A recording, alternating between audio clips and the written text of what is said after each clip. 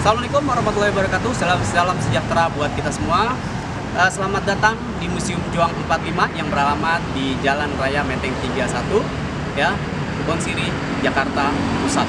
Seperti yang sobat-sobat museum dan kebanyakan orang-orang, saat ini kami bekerja dari rumah atau work from home, ya. Tetapi pada hari ini saya mendapat kesempatan spesial untuk mengadakan virtual tour dan menceritakan ke sobat museum tentang sejarah Museum Juang 45.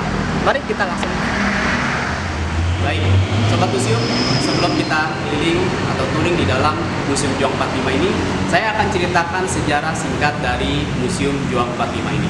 Baik, kita mulai dari kawasan kota Batavia atau kawasan Menteng ini, ya. Kawasan Menteng tahun 1926, kawasan Menteng ini memang adalah salah satu kawasan yang sangat luas.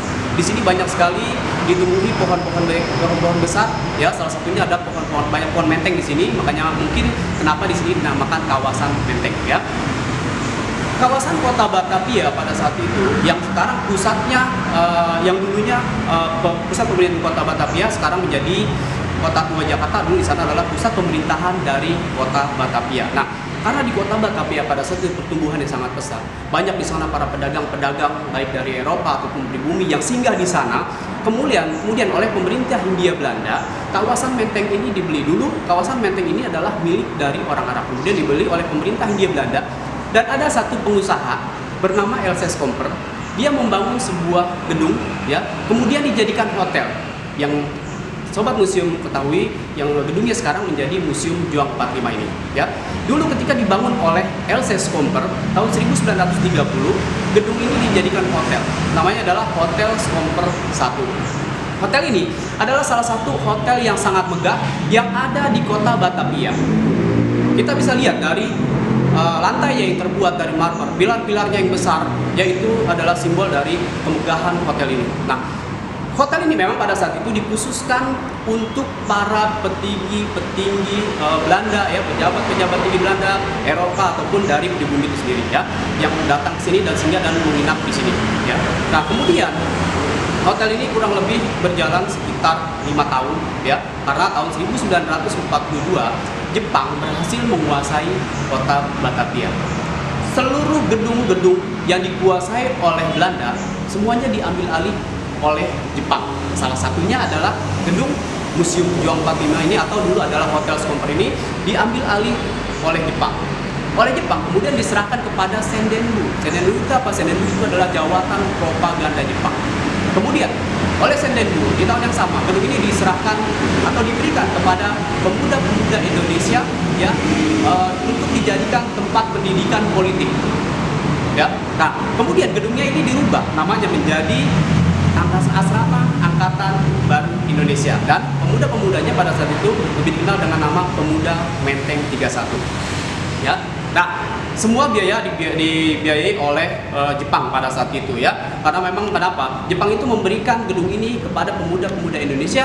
Tujuan mereka adalah untuk supaya ketika mereka di sini nanti mereka itu tujuannya adalah untuk dijadikan kader-kader mereka memenangkan peperangan Asia Timur Raya, dan juga untuk menyokong mereka selama mereka berada di Indonesia ini, ya. Tahun 1942 telah menjadi Asrama Angkatan Baru Indonesia. Kemudian Asrama Angkatan Baru Indonesia dibubarkan tahun 1943. Gedung ini menjadi kantor Putra, Pusat Tenaga Rakyat Putra, Pak Karno sendiri yang menjadi ketuanya di Putra itu, ya.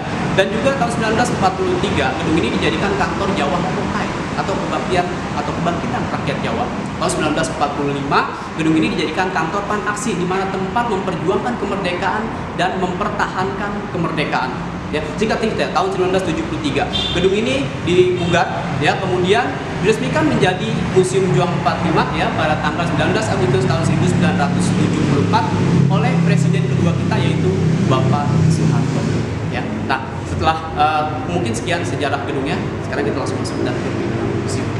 Yuk.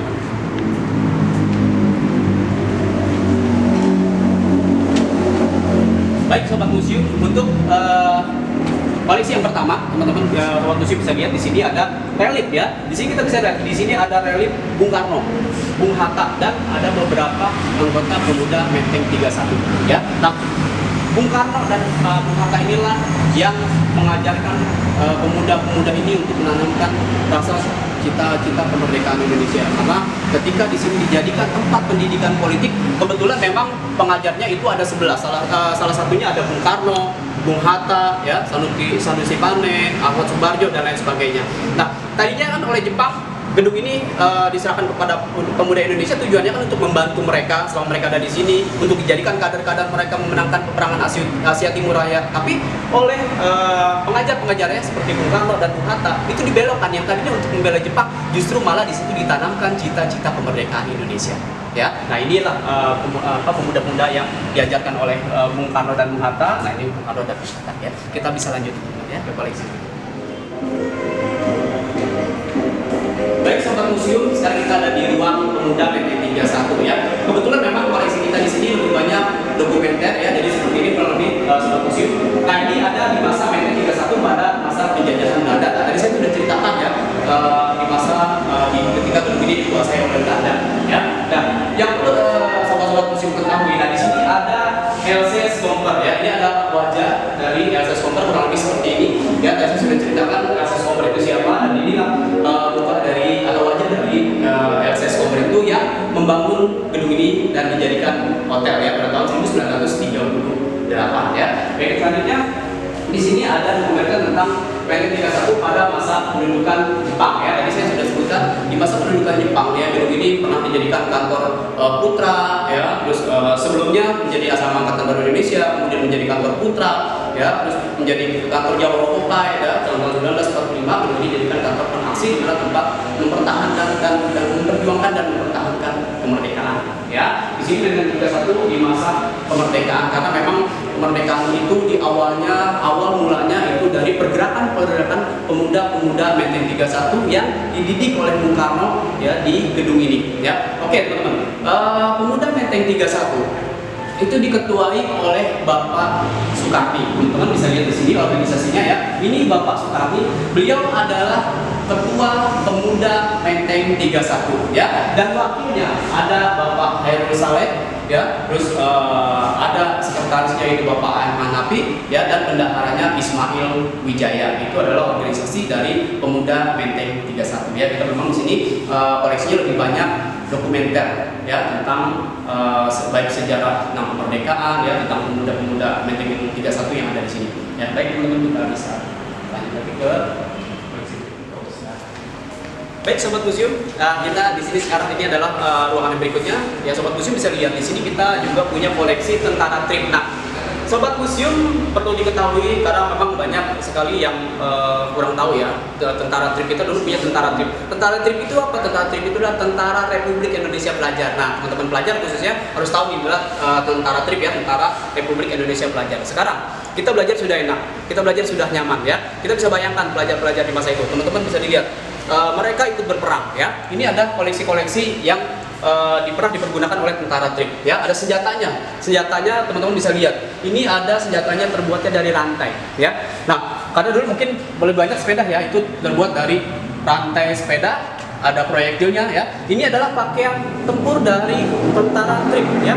Nah ini pakaian tempurnya seperti ini ya, ada baretnya ya, dan juga ada bendera tentara trip ya. Ini adalah koleksi dari tentara trip, Tentara Republik Indonesia Pelajar ya. Jadi sekarang teman-teman sebagai pelajar, belajarnya harus semangat ya, jangan kalah dengan pelajar-pelajar di masa itu yang ikut berperang. Sekarang kita belajar sudah nyaman, pakaian sudah enak ya, seperti itu. Jadi teman-teman belajar yang lebih giat dan semangat ya. Kita ke koleksi yang berikutnya.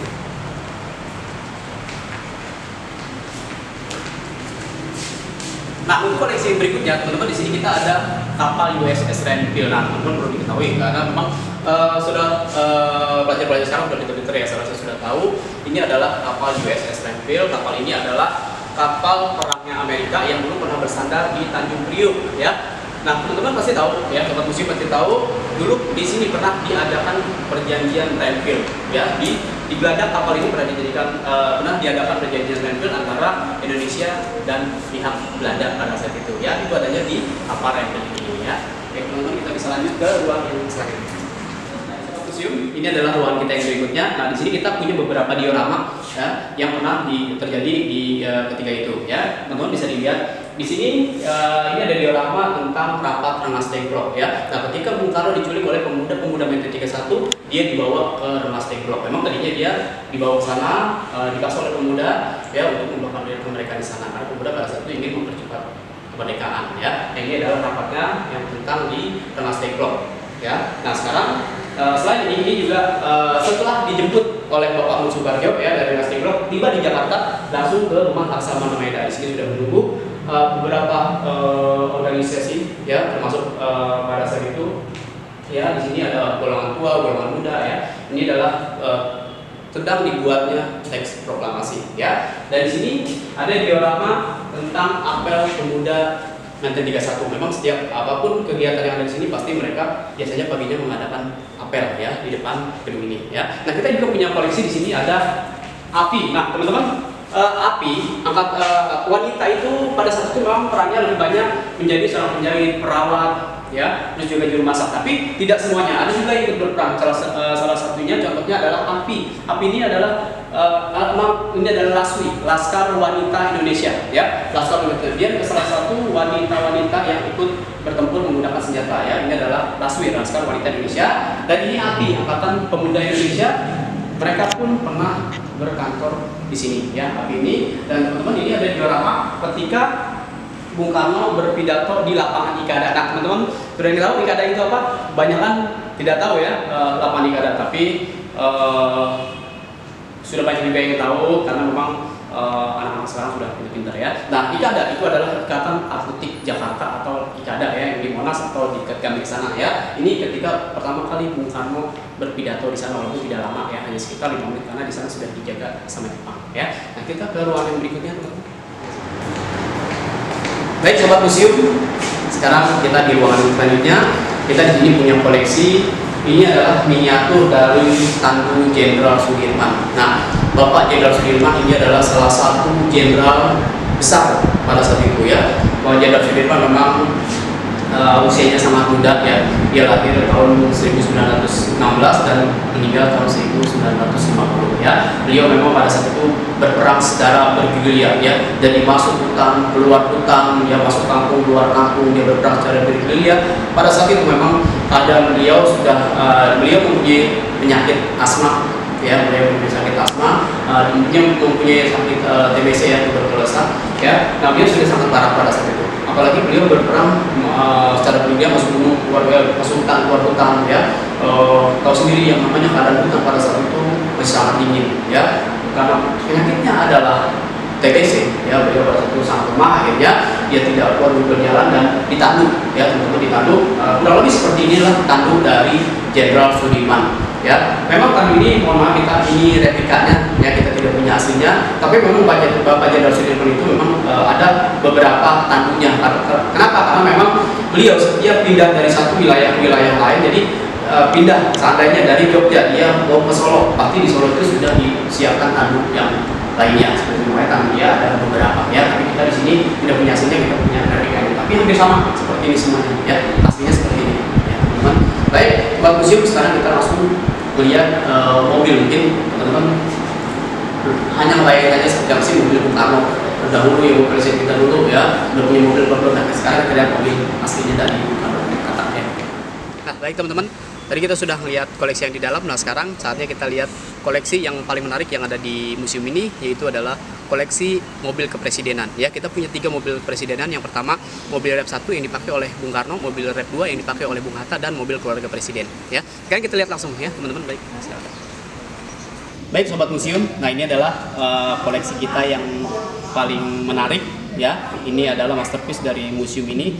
Nah, kebetulan juga ini adalah ruangan yang terakhir ya. Nah, baik teman-teman, saya akan ceritakan sedikit tentang sejarah dari mobil Rep 1 ini. Nah, mobil Rep 1 ini pertama adalah mobil ini dimiliki atau milik dari Departemen Perhubungan Jepang ya, yang pada saat itu diambil oleh Bapak Sudiro dan diserahkan kepada Bung Karno ya. Dan mulai saat itulah mobil ini dipergunakan oleh Bung Karno untuk tugas kepresidenan ya.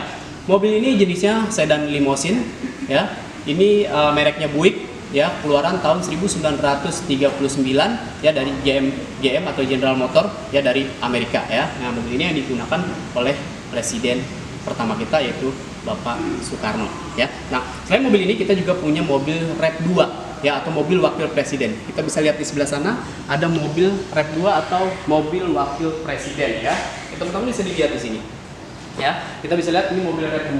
Nah, ini pun sama, ini keluaran dari Amerika ya, tapi memang mobil ini lebih tua setahun dari mobil Rep 1 ya. Ini keluaran tahun 1938 ya. Ini mereknya adalah DeSoto ya, mereknya DeSoto, keluaran tahun 1938. Ini adalah mobil Bung Hatta yang diberikan dari Johan Johor ya. Ini mobil wakil presiden ya, mobil Rep 2. Ini pun sama, bahannya dari plat baja ya. Nah, kita juga ada yang namanya mobil keluarga presiden. Kita bisa lihat lagi teman-teman di sini. Nah, ini adalah mobil keluarga presiden ya. Mobil ini mereknya adalah Imperial. Memang mobil ini diberikan oleh pejabat Arab Saudi ya. Nah, mobil ini mobil keluarga presiden. Nah, mobil ini adalah saksi bisu tentang percobaan pembunuhan terhadap presiden yang pertama, yaitu di Cikini ya, ketika Bung Karno menghadiri sekolah menghadiri bazar yang diadakan sekolah anaknya pada saat itu malam ya, jam 21, ada percobaan pembunuhan terhadap presiden ya. Bung Karno dilempari 5 granat ya, itu tahun 1957 di Percik Perguruan Cikini, tapi Bung Karno berhasil lolos dan tidak kena, tapi memang ada beberapa bagian mobil yang rusak ya. Teman-teman mungkin bisa kita lihat di sini ada bagiannya yang sedikit masih tersisa kerusakannya ya.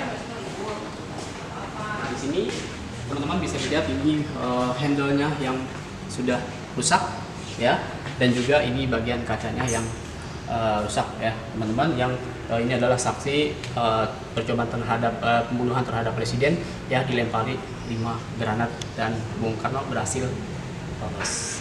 Baik sobat museum, sampai sini virtual tour kita di Museum Juang 45. Mohon maaf kalau ada kekurangan dalam penjelasan kami, mudah-mudahan bermanfaat. Terima kasih. Wassalamualaikum warahmatullahi wabarakatuh.